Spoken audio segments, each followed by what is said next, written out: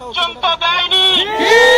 তারপরেও এই কলকাতা পুলিশ আমাদের শান্তিপূর্ণ আন্দোলন, আমরা রাস্তার এক পাশ একটা আন্দোলনের কর্মী কলকাতা পুলিশের গায়ে নখের আঁচড় পর্যন্ত দেয়নি। তারপরেও এই কলকাতা পুলিশ আমাদের শান্তিপূর্ণ আন্দোলন, আমরা রাস্তার এক পাশ ক্লিয়ার করে দিয়েছিলাম গাড়ি চালানোর জন্য। তারপরেও ধর্ণা আন্দোলন, অবস্থান আন্দোলনের মতো শান্তিপূর্ণ আন্দোলন ভাঙার জন্য শুধুমাত্র গ্রেফতার করেনি, আইনকে বুড়ো আঙুল দেখিয়ে তারা আমাদের 2 দিন ধরে জেল খাটিয়েছে, আমাদের কর্মীদের উপরে অত্যাচার করেছে। আমরা কিন্তু এটা কোনোভাবে ভুলব না। আমাদেরকে বলছিলেন আন্দোলন করলে গ্রেফতার করব, মুখ্যমন্ত্রী বলেছেন আন্দোলন করলে আমার থেকে বড় শত্রু আর কেউ হবে না। জেনে রাখবেন, শুধু গ্রেফতারের ভয় নয়, আমরা ফাঁসিতে ঝোলার ভয়ও কিন্তু করি না। আমরা মাথা নত করা জাতি নই, লড়াইয়ের মধ্য দিয়ে শান্তিপূর্ণ আন্দোলনের মধ্য দিয়ে তা বুঝিয়ে দেব ইনশাআল্লাহ। কি একটা আন্দোলনের কর্মী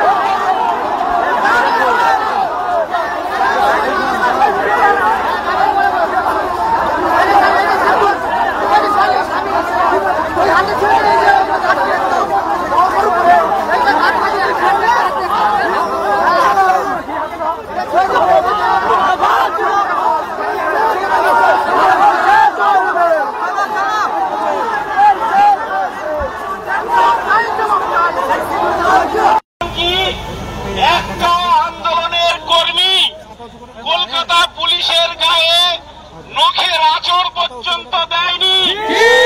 তারপরেও এই কলকাতা পুলিশ আমাদের শান্তিপূর্ণ আন্দোলন, আমরা রাস্তার এক পাশ ক্লিয়ার করে দিয়েছিলাম গাড়ি চালানোর জন্য।